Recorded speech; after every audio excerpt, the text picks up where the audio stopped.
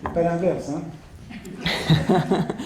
Non, parce que normalement, chacun d'entre nous a le fameux micro. Oui, mais il faut le rapprocher un peu, vas-y.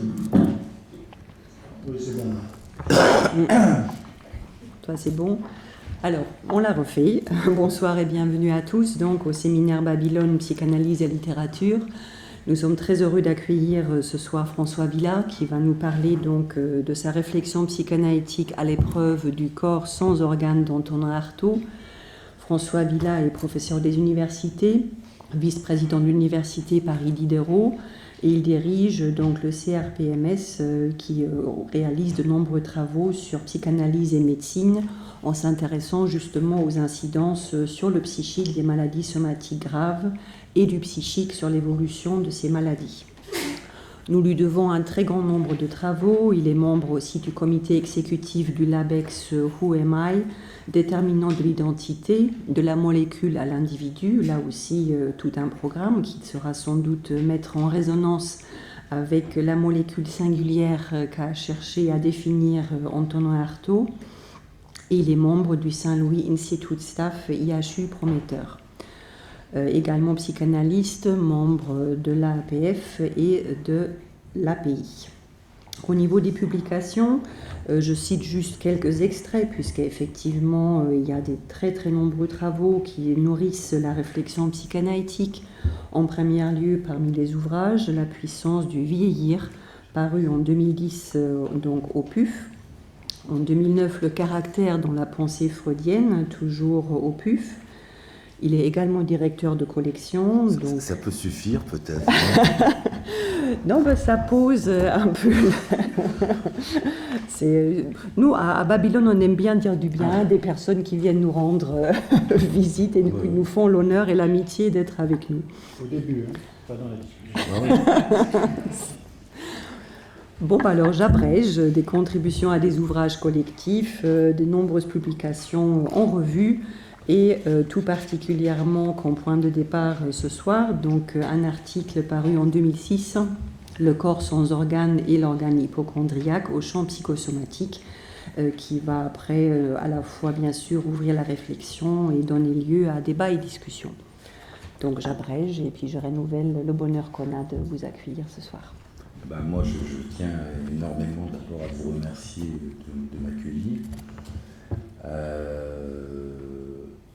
Et à vous présenter des excuses parce que mes deux collègues le savent, la vie universitaire est devenue tellement folle que nous passons notre temps à remplir des dossiers et à répondre à des évaluations.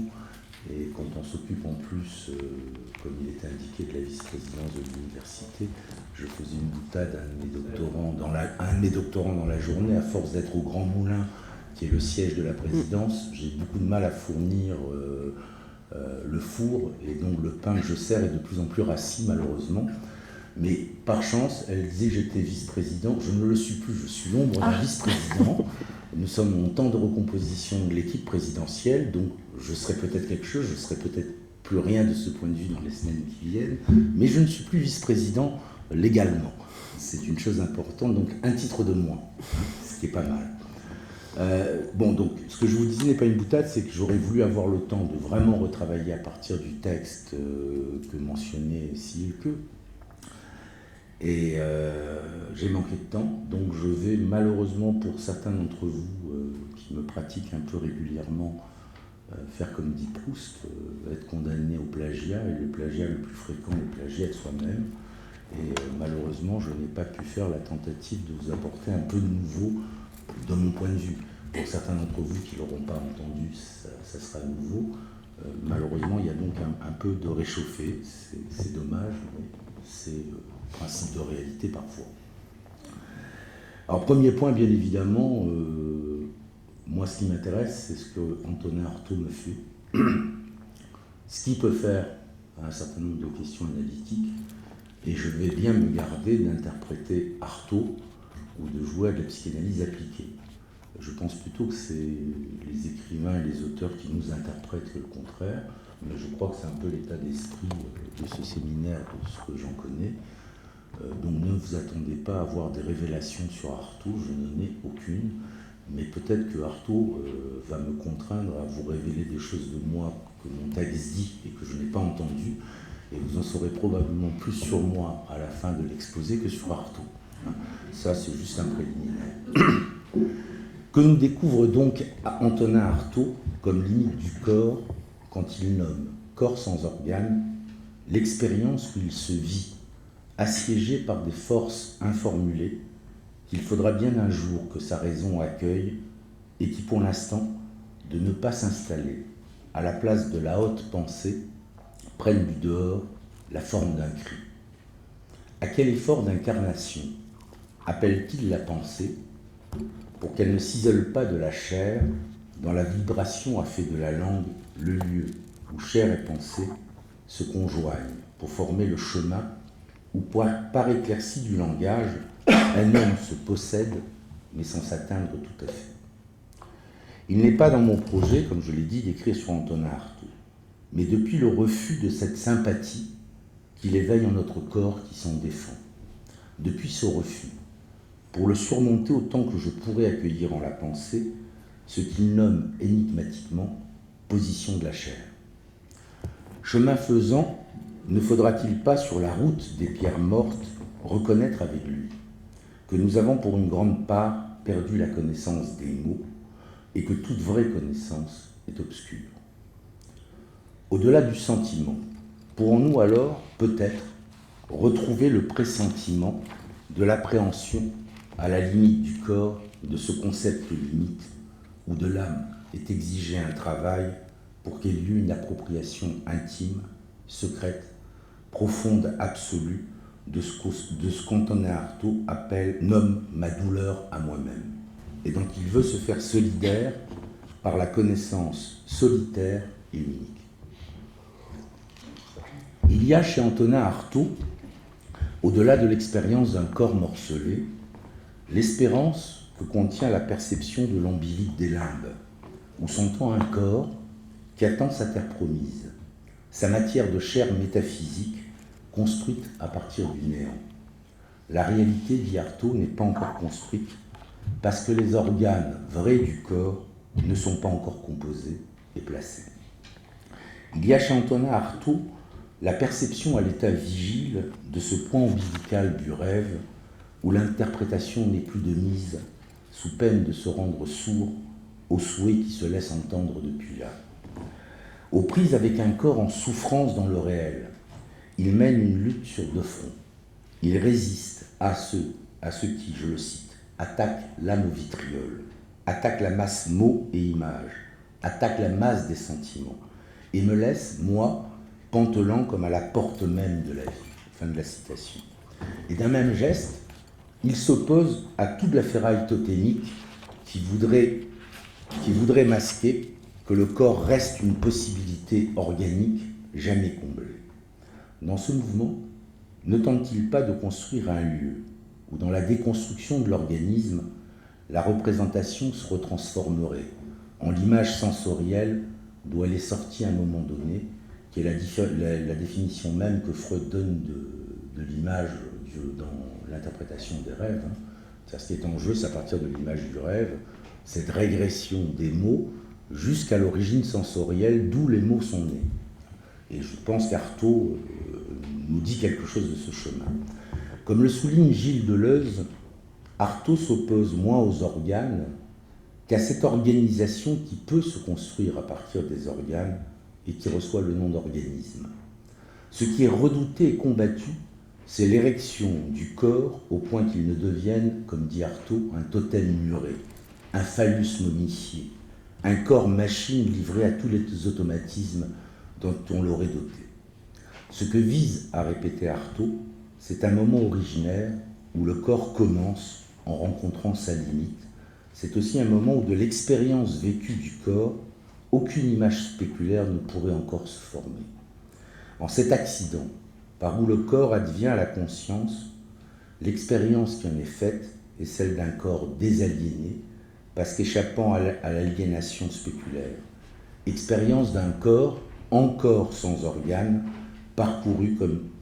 d'un corps encore sans organes, parcouru comme l'écrit Deleuze, d'une onde qui trace dans le corps des niveaux et des seuils d'après les variations de son amplitude, Le corps n'a donc pas d'organes, mais des seuils et des niveaux. Fin de la citation de Deleuze. En ce temps-là, le corps est et il n'a pas.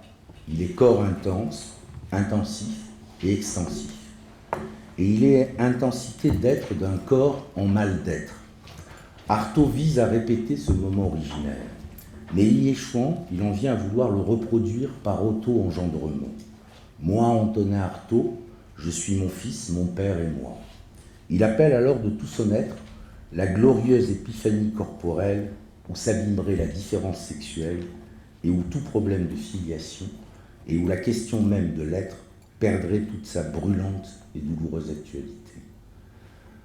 Artaud ne vise pas tant à produire une œuvre qu'à doter la matière qui le constitue le travail d'un esprit qui existerait littérairement. C'est ses formules. Il lutte contre une érosion de la pensée qui subit un effondrement central où elle se voit détruite dans sa substance au fur et à mesure de son émergence.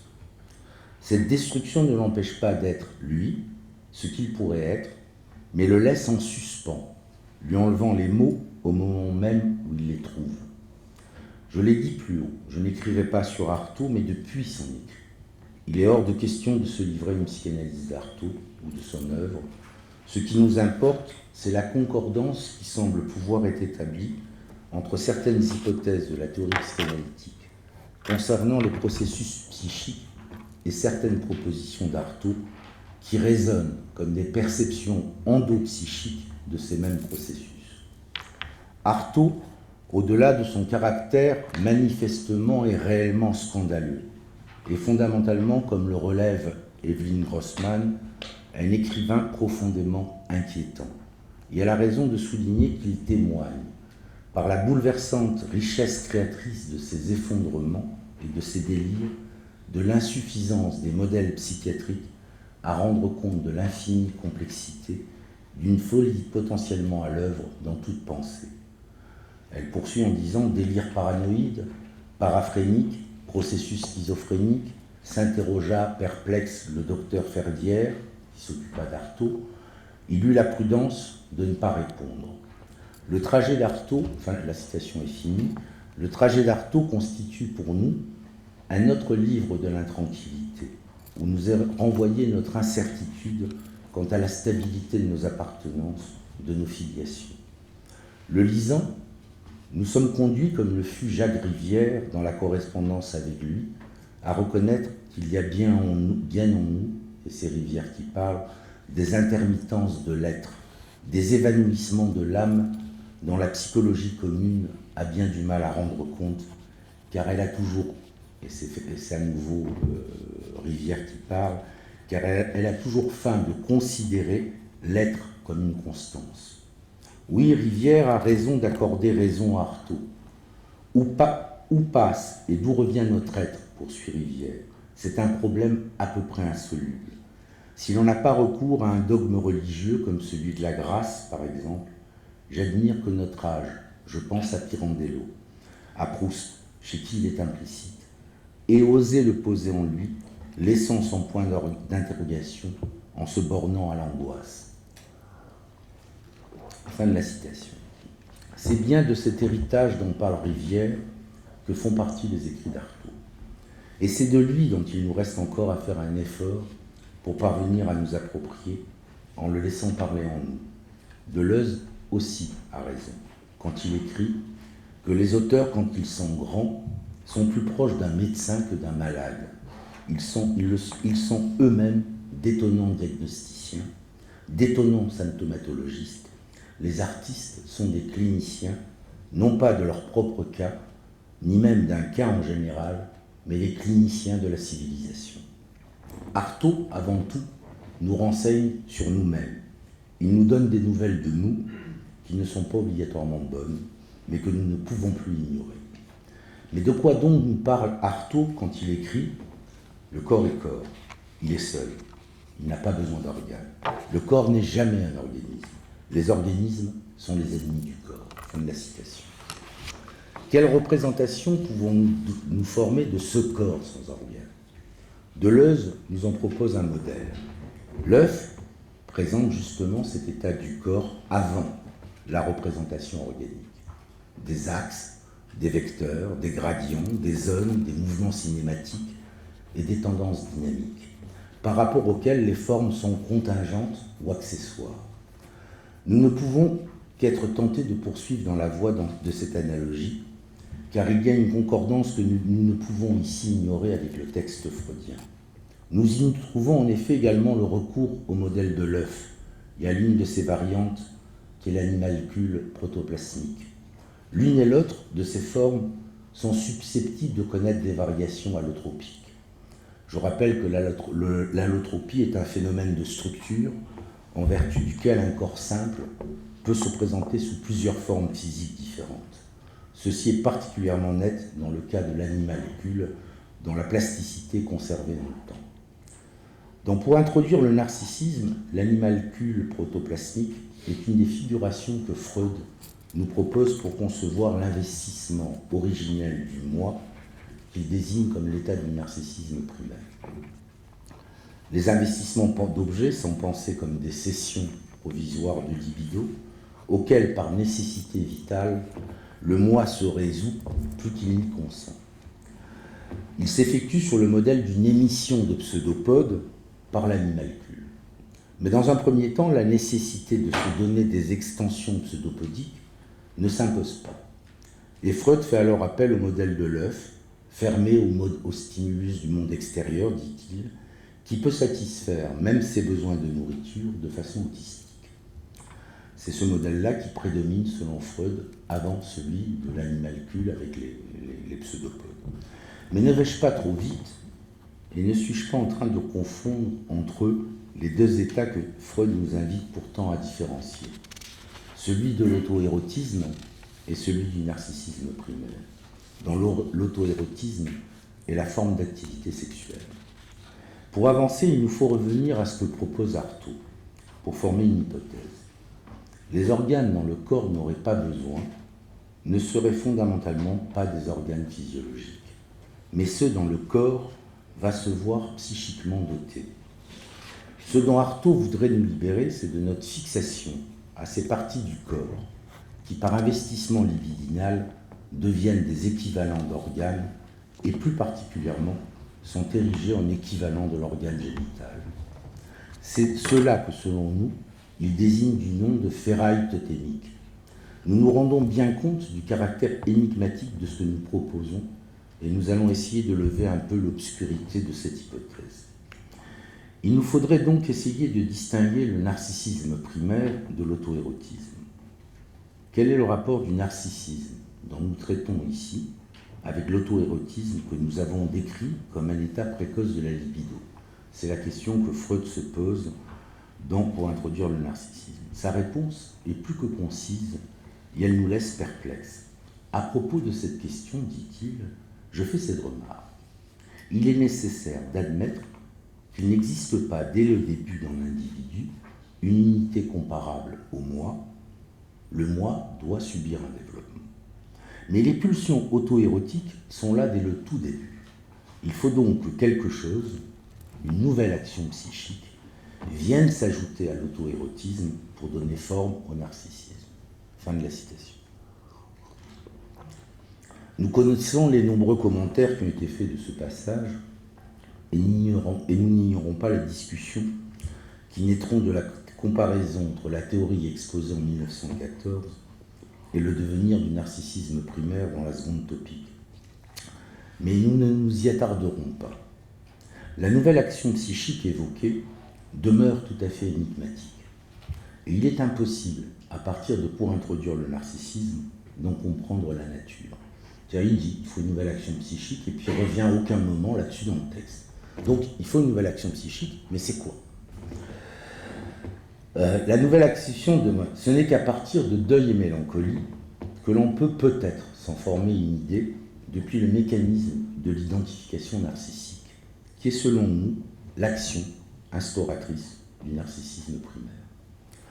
Mais revenons à cette nécessaire distinction entre narcissisme et auto-érotisme, dont il nous faut reconnaître qu'elle n'est posée que de manière axiomatique. Et donc vous savez bien qu'un axiome, c'est posé, mais ce n'est pas démontré. Tout va se construire à partir de là, mais ce n'est pas démontré. C'est donné. Et ça marche, c'est un degré d'évidence, mais il suffit de remettre en cause l'axiome, tout est remis en question. Là, c'est un axiome. Pour avancer dans la saisie de la différence entre ces deux états, nous prendrons appui sur Totem et Tabou, qui est finalement le premier texte où Freud commence à annoncer ce qui va arriver pour introduire le narcissisme. Où Freud introduit le narcissisme comme stade intermédiaire entre l'auto-érotisme et le choix d'objet. Ce nouveau stade est obtenu par la décomposition, dit Freud, de l'auto-érotisme en deux stades. Dans le premier de ces stades, toujours désigné du nom d'auto-érotisme, les composantes pulsionnelles de la sexualité, qui ne sont pas encore dirigées sur un objet externe, travaillent chacune pour elles au gain de plaisir et trouvent leur satisfaction sur le corps propre. Il nous faut être attentifs au mouvement de la pensée de Freud, en précisant que le corps propre dont il est question ici n'est pas encore un objet au sens psychique du terme. Il n'est pas constitué psychiquement comme un objet, il n'est qu'un milieu naturel non différencié. Rien n'a encore contraint à repérer la distinction entre un sujet et un monde extérieur, c'est le stade de l'œuf. Dans le nouveau stade qui émerge, comme une différenciation de l'auto-érotisme des trois essais, les pulsions sexuelles, dit Freud, jusque-là isolées, se sont déjà composées en une unité et ont aussi déjà trouvé un objet, mais cet objet n'est pas un objet externe, étranger à l'individu, c'est le moi propre, constitué à cette époque. Les pulsions sexuelles se transposent en libido en se rassemblant sur un premier objet qui est le moi. Ce moi, dans sa forme élémentaire, est étroitement corrélé au corps, il est même avant tout un moi corporel. Dans ces deux premiers états, le corps est en jeu, et il est le lieu où les pulsions sexuelles se satisfont. Mais il est probablement nécessaire de distinguer du point de vue psychique le corps de l'auto-érotisme de celui du narcissisme primaire. Nous reprendrons ici, pour la poursuivre, une piste esquissée dans un article intitulé « À propos de l'ordinaire et extraordinaire détermination humaine à rester en vie » que j'avais publié dans la revue Champs psychosomatiques également. Le corps de l'auto-érotisme est le corps physiologique, celui qui n'a pas encore reçu de qualité psychique, qui n'a pas encore pris de valence psychique. Il est sans significativité du point de vue d'un psychique dont les urgences de la vie n'ont pas encore imposé la tenue. Il n'y a pas besoin de psychique puisque le système marche bien. Nourrisson plus soins maternels, ça tourne, et il n'y a pas besoin, effectivement, d'inventer l'appareil psychique. On est dans l'illusion de la voie courte, satisfaction directe et immédiate. Le psychique n'est encore qu'en puissance. Et c'est à la suite de la nouvelle action psychique dont Freud a souligné la nécessité que le psychique de en puissance sera en acte. Non seulement, nous l'avons dit, ce corps n'est pas différencié du monde extérieur, mais nous devons, nous semble-t-il, nous le figurer comme une masse de corps, comme une masse de sensations et de perceptions, comme un ensemble somatique indifférencié. Nous retrouvons ici, me semble-t-il, l'idée du corps sans organes d'Antonin Artaud, le modèle de l'œuf et de l'animalcule protoplasmique. Sur ce corps ne se détache aucune zone érogène particulière. C'est en tant qu'ensemble que ce corps est globalement érogène. Il est le lieu d'une érogénéité généralisée. Il est parcouru par cette onde que nous évoquions plus haut, qui le traverse et qui ne se voit fixé durablement en aucun point du corps, qui n'éprouve donc, ce corps, que des variations d'amplitude. Nous proposons de reconnaître dans l'auto-érotisme de cette première phase un prototype physiologique de l'auto-érotisme de la seconde phase dont la significativité psychique nous paraît indiscutable. Sur le corps qui est le lieu de l'activité auto-érotique, du narcissisme primaire, peuvent être différenciées des zones érogènes qui sont des surfaces partielles découpées psychiquement dans l'ensemble du corps et ayant des significations et des fonctions singulières. Le modèle de ce corps n'est plus l'œuf, mais celui de l'animalcule qui s'est vu contraint à émettre des pseudopodes pour aller trouver dehors la satisfaction qu'il a découvert de ne pas pouvoir obtenir s'il restait cantonné à son seul corps. Nous ne pouvons éviter ici deux questions, et cela alors même que nous savons qu'il nous sera difficile, voire impossible d'y répondre. Premièrement, comment peut-on se représenter la nécessité qu'il y aurait à sortir de l'auto-érotisme pour entrer dans le narcissisme primaire? La deuxième question est posée par Freud pour introduire le narcissisme. D'où provient donc, en fin de compte, dans la vie de l'âme, l'obligation de sortir des frontières du narcissisme et d'investir la libido sur des objets? À la première question, Freud a tenté de répondre depuis le début de son œuvre. Le modèle de l'œuf, celui du nourrisson auquel sont adjoints les soins maternels, n'est certes pas seulement une fiction, il est une construction qui, dans son approximation logique, saisit de manière vraisemblable une certaine réalité historique des débuts de la vie psychique. Mais d'une part, comme le remarque Freud dans sa note de formulation sur les deux principes de l'advenir psychique, une organisation régie par le seul principe de plaisir ne se maintiendrait pas bien longtemps en vie. Et d'autre part, les urgences de la vie vont lui imposer la nécessité de se différencier du monde extérieur dans le temps même où le moi se spécifiera en tentant de se soustraire à la réalité pulsionnelle. Par rapport à cette question, le mouvement de la pensée de Freud, dont pour introduire le narcissisme, rencontre nécessairement, pourrait-on dire une fois de plus, le paradigme des névroses actuelles. L'actualité de celui-ci sera nettement soulignée par la décision dans ce texte de faire de l'hypocondrie une nouvelle névrose actuelle, à côté des deux premières, la neurasthénie et la névrose d'angoisse. Il est probablement nécessaire de rappeler même schématiquement l'étiologie des névroses actuelles. Freud pose à l'origine l'existence d'une excitation sexuelle somatique qui inéluctablement s'accroît jusqu'à atteindre un seuil où, faute de trouver une voie spécifique de décharge dans le corps propre, elle devient, pour la vie de l'âme, un stimulus qui l'excite sexuellement. Cette excitation somatique, pour connaître un destin en tant que pulsion, devrait subir une transposition psychique qui n'aura pas lieu par défaut du psychique, dans la neurasthénie, et par défaillance primaire du psychique, dans la névrose d'angoisse. Le mécanisme de formation des symptômes dans ces deux névroses, dit Freud, serait purement somatique et serait déterminé par une stase actuelle de l'excitation sexuelle somatique. À partir de ce rappel, nous allons examiner la théorie de l'hypocondrie développée dans le texte sur le narcissisme. Dans ce que Deleuze nomme onde à partir du texte d'Artaud, nous reconnaissons quant à nous un équivalent de l'excitation sexuelle somatique freudienne.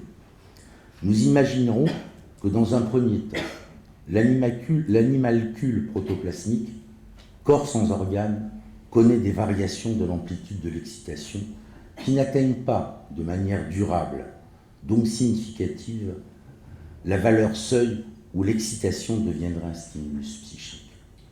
En fonction des variations, bien sûr, des pseudopodes sont émis, mais ils n'ont à ce moment-là aucune fonction, aucune visée propre. Ce ne sont là que des mouvements du corps qui, régis par le principe de plaisir, prend fugitivement une forme passagère qui ne se fixe pas en tant qu'organisation pulsionnelle. Ce sont des états éphémères non investis. Pensez à la peinture de Bacon. Pensez aux formes de Bacon. C'est pas encore le corps humain, c'est de la matière, c'est de la chair qui effectivement se déforme, se transforme, mais elle ne s'est pas arrêtée encore dans une forme. Ces pseudopodes sont provisoires, ils peuvent se rétracter et revenir. La question qui va se poser, c'est est-ce qu'à un moment donné, certains pseudopodes ne se fichent pas? Bon.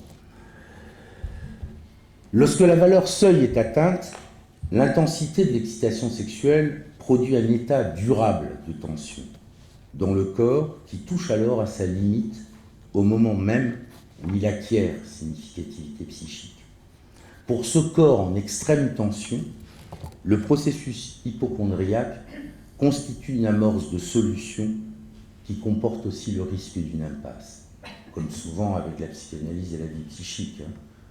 La résistance, c'est ce qui est de pire, et sans résistance, il n'y a pas de vie.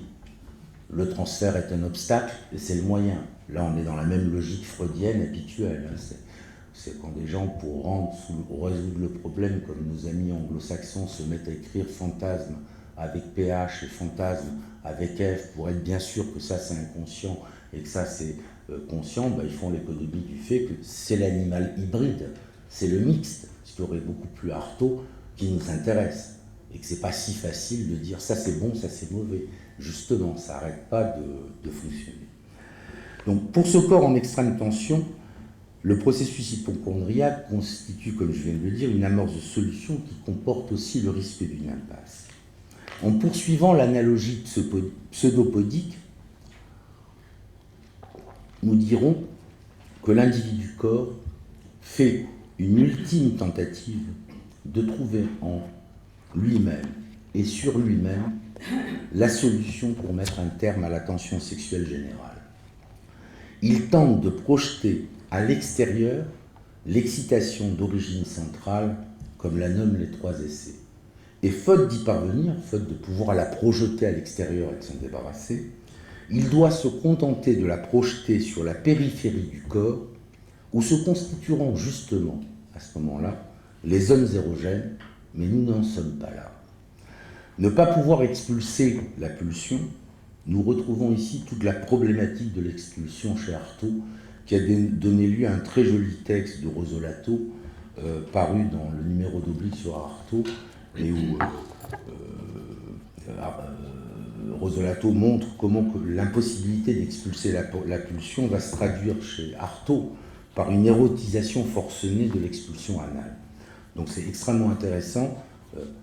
C'est en ce lieu-là qu'il y a quelque chose d'une pas érogénisation, mais justement hypocondrisation du corps.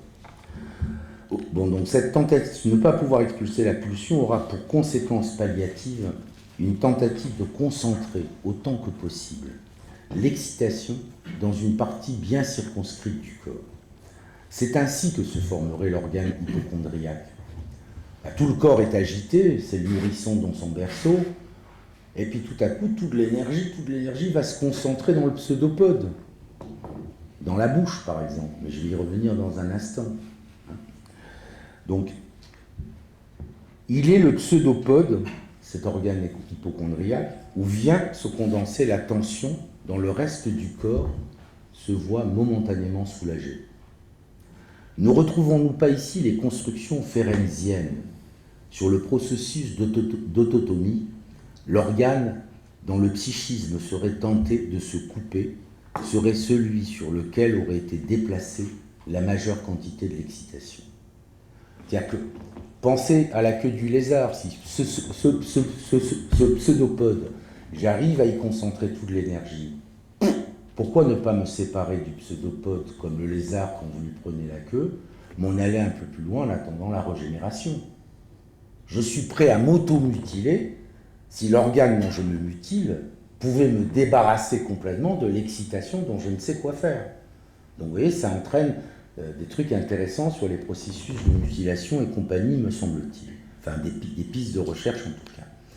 Nous savons qu'au tout début de la vie, la pulsion sexuelle, faute de voies spécifiques prédéterminées, ne peut que s'engouffrer dans toutes les voies collatérales qui s'offrent à elle, et en particulier dans celles qui servent à la conservation de la vie.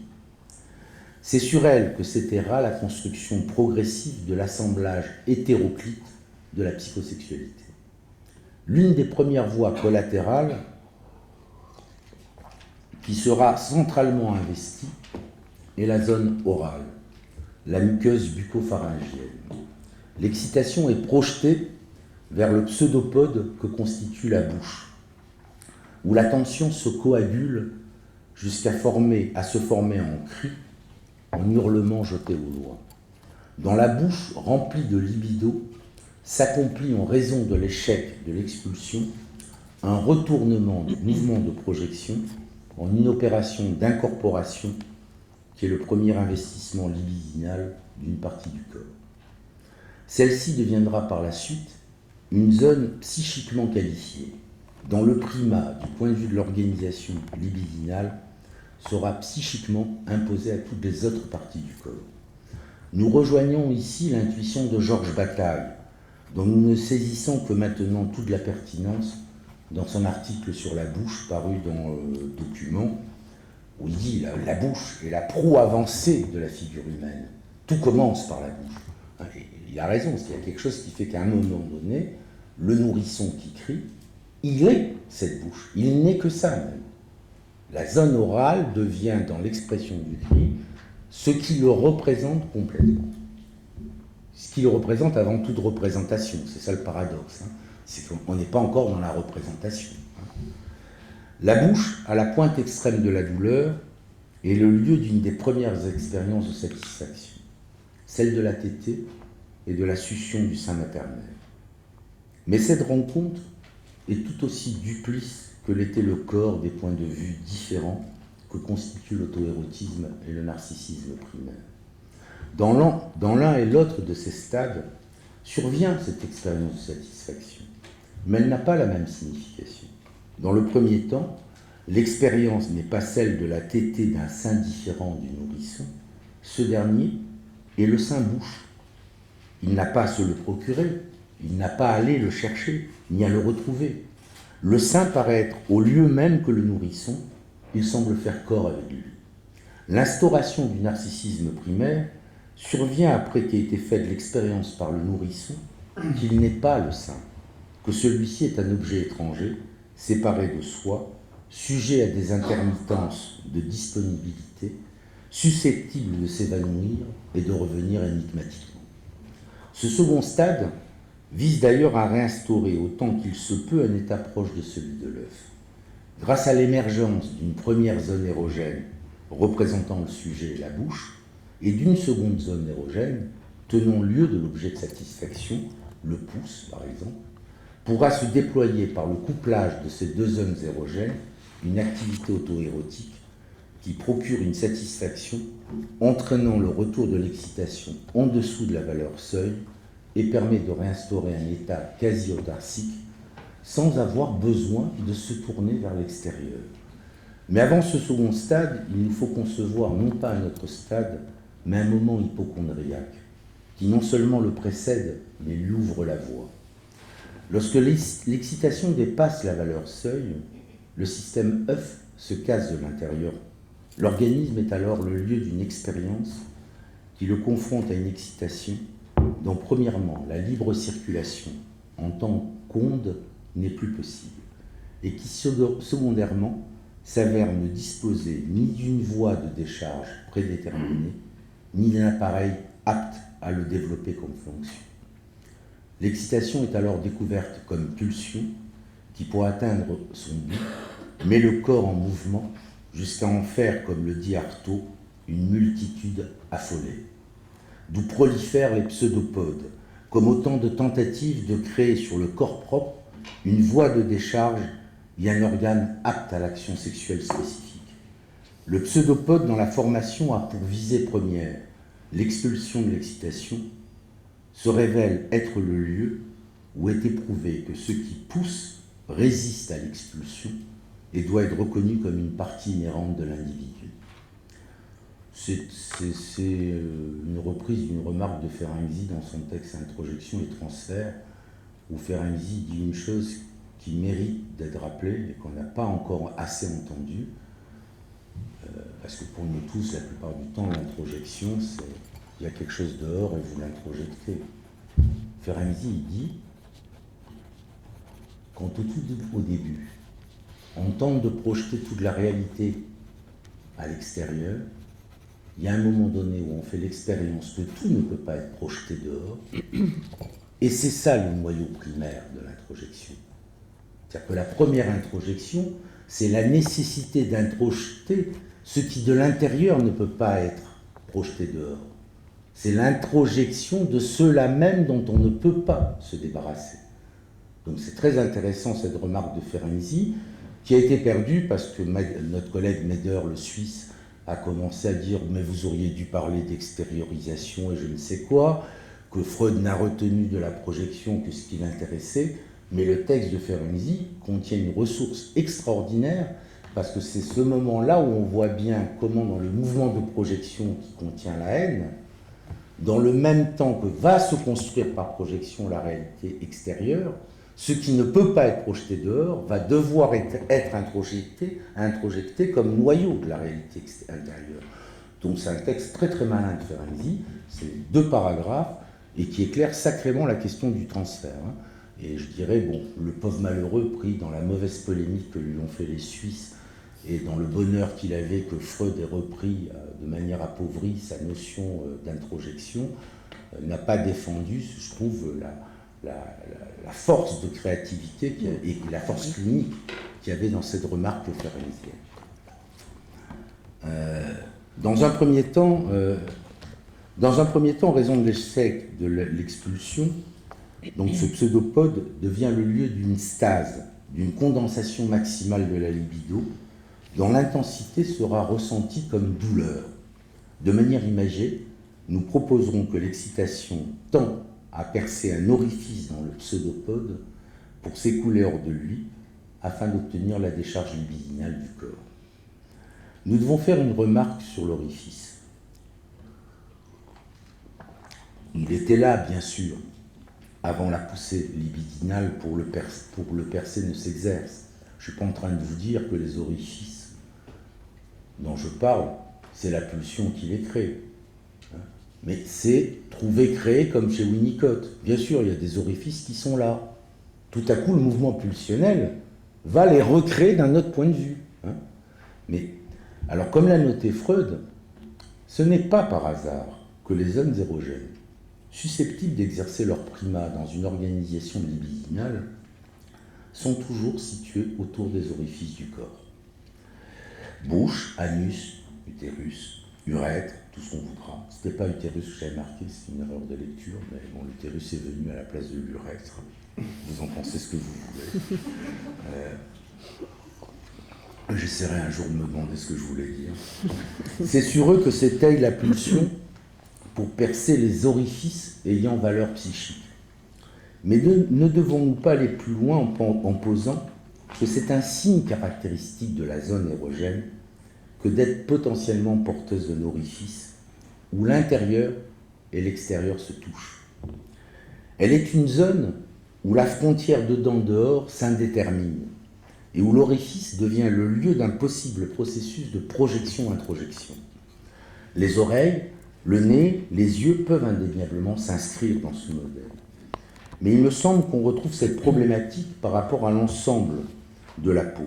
Cela apparaît nettement dans certains délires et fantasmes où les pores de la peau deviennent les orifices où s'accomplissent des fantastiques échanges, d'étranges opérations. Nous avons d'ailleurs là peut-être une opération, une piste, où les pratiques de scarification, tatouage et piercing qui impliquent de créer un orifice, pourraient être pensées comme des néo-créations d'orifices autour desquels pourrait se constituer une zone érogène. Ce qu'a pointé le Breton dans son travail sur les tatouages et scarifications de l'enfant. Il dit des choses qui vont dans ce sens. Il parle de la zone érogène, j'ai eu des discussions avec lui. Je ne sais pas si on parle de la même chose. Je n'ai pas encore réussi à démêler dans mon échange avec lui si l'usage du même mot doit nous tromper au point de croire qu'on parle de la même chose. Je ne suis pas sûr qu'il parle de zones érogènes dans le sens où nous en parlons, nous, les analystes. Ça n'empêche pas que c'est un lieu de rencontre orificiel très intéressant. La fonction accordée à l'orifice nous montre que pour penser la satisfaction, le modèle de la décharge garde une réelle pertinence. C'est le premier modèle d'une série qui comptera d'autres modèles de satisfaction auxquels la nécessité de recourir s'imposera, d'autant plus qu'apparaîtra, non pas tant du point de vue de la pensée que de la réalité, la limite du premier modèle. C'est parce que la décharge totale est constitutionnellement impossible et que quelque chose résiste à la décharge et perdure avec insistance à l'intérieur que s'imposera la nécessité d'un autre mode de satisfaction que celui de la décharge et qu'il faudra alors recourir à d'autres modèles où la question du différer, du garder, du expulser, du retenir, sont porteurs d'une réelle satisfaction, qui n'est plus le premier modèle de la décharge. C'est pour retrouver l'autocratisme de l'état premier qu'a lieu cette tentative de doter le corps à partir uniquement de lui-même d'un organe apte à accomplir l'action sexuelle spécifique. Mais la décharge totale, je l'ai dit, étant constitutionnellement impossible, c'est en vain et de manière désespérée que sera menée cette tentative. De son échec émergera en ce point du corps qui se congestionne, se gonfle et devient le siège de sensations intenses, l'organe hypocondriaque, qui est une partie du corps qui se met à fonctionner sur le modèle de l'organe génital auquel il tend à se substituer et dont il devient le représentant du point de vue psychique. L'organe hypocondriaque, comme l'avait noté Pierre Fédida, est l'ultime essai fait par le moi-corps pour auto-engendrer un appareil sexuel qui le dispenserait d'avoir à recourir à autrui et à devoir inventer l'appareil psychique. C'est en ce sens, en tout cas, que nous comprenons le travail de Pierre Fédida, où il avait reconnu, dans l'organe hypocondriaque, l'équivalent d'un appareil psychique rudimentaire et la tentative de maintenir un auto-érotisme qui ne serait pas la répétition d'une expérience de satisfaction liée à l'intervention d'autrui.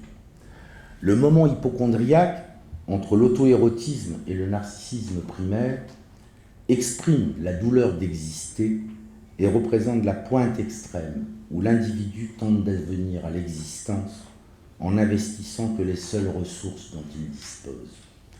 C'est de ce point de vue que peut se comprendre l'investissement de la douleur comme preuve d'existence et la nécessité d'envisager un masochisme originaire.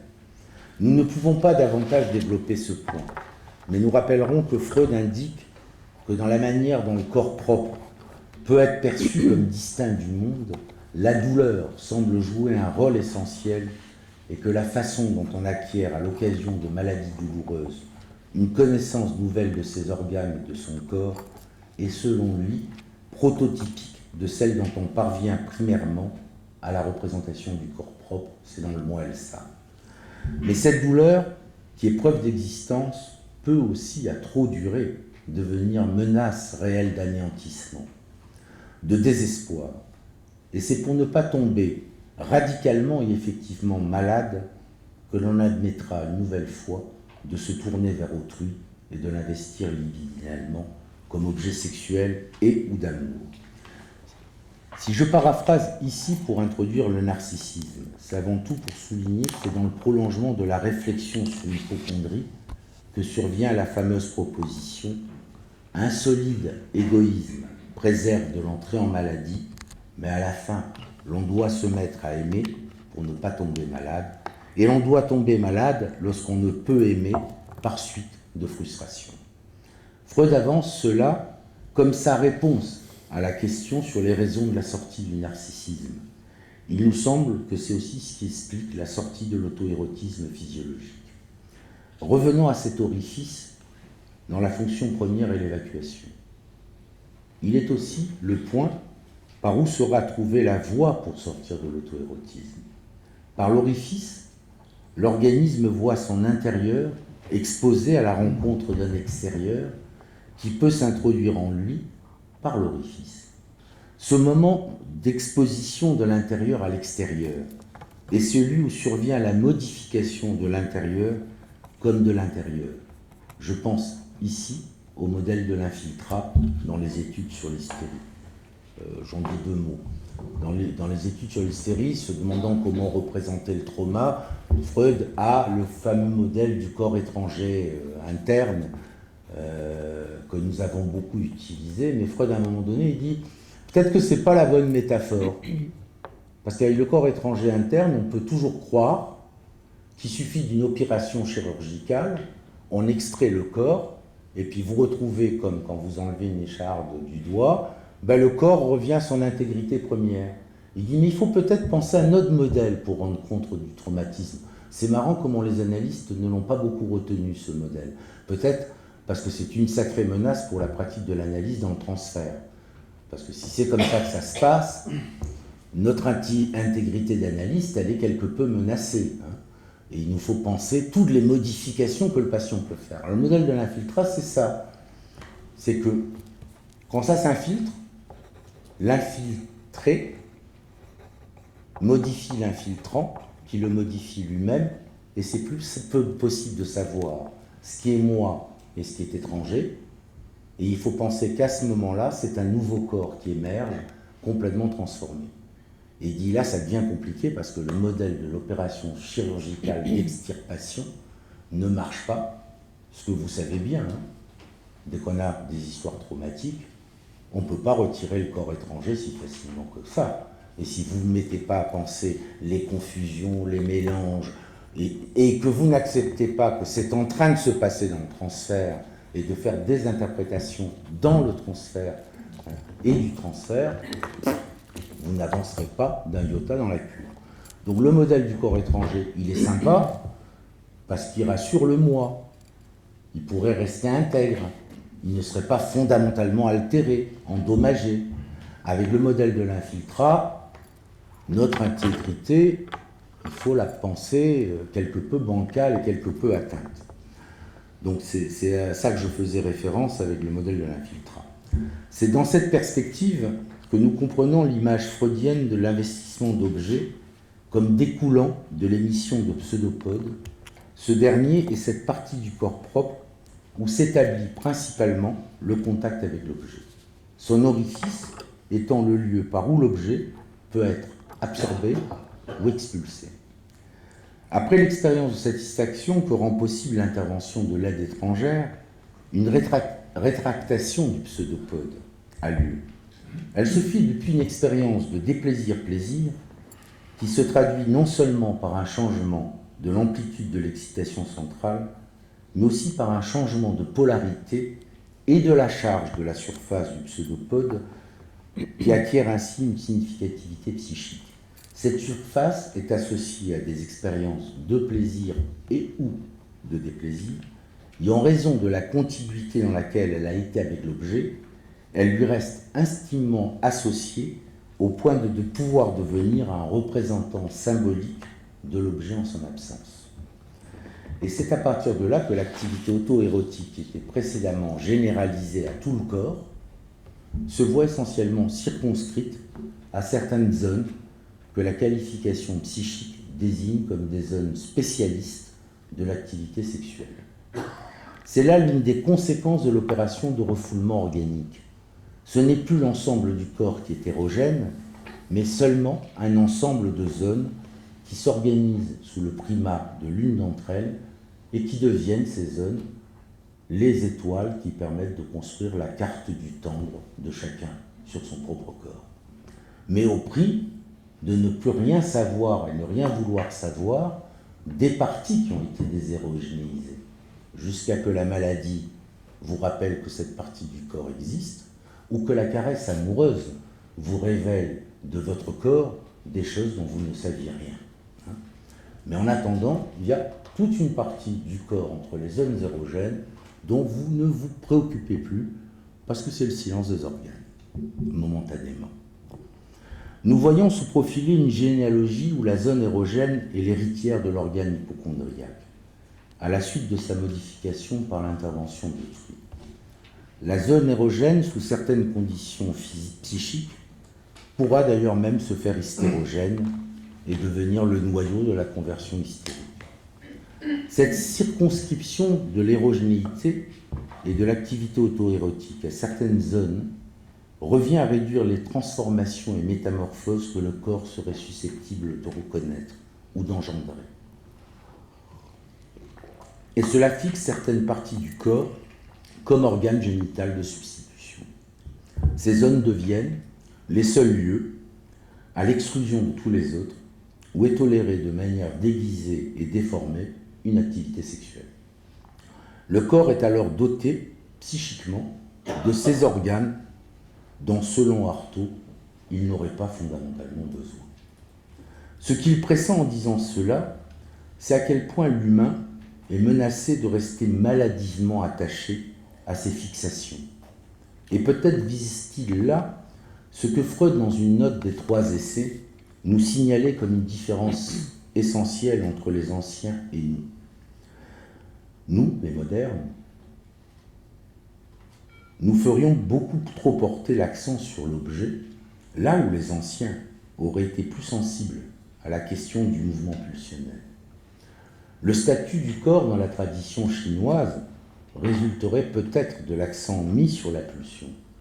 Le corps n'est alors qu'une concrétion par individuation de la masse d'énergie qui est en son fond invisible, qui ne cesse de se déployer, de s'actualiser, de se résorber, mais qui temporairement devient visible sous une forme momentanée. Il est une forme passagère, qui tend à se donner pour éternelle, que l'âme donne au somatique qui l'excède. Somatique dans la présence ne s'éprouve qu'à la pointe de la pulsion. Cette tendance à la stabilisation de la forme tend à masquer que le corps est en proie à une incessante transformation, que le moi néglige, qu'il ignore, où il advient ce corps, où il grandit, vieillit, s'altère et se corrompt. La construction de l'image du corps vise à arrêter ce procès permanent en le fixant, en tentant de le fixer dans une identité stabilisée. Le caractère plus que transitoire, éphémère de cette forme, heurte notre passion de l'équilibre et de la stabilité. Nous rêvons d'une forme, comme le disait Baudelaire, qui arrête le mouvement, et nous haïssons le mouvement qui déplace les lignes et brouille les frontières que nous voudrions fixer définitivement. Ce qu'appréhende Artaud, et il le dit clairement, est le moi qui se disperse dans le corps au lieu que le corps soit rassemblé soi-même dans une égalité sensorielle absolue et se compose en perception d'absolu.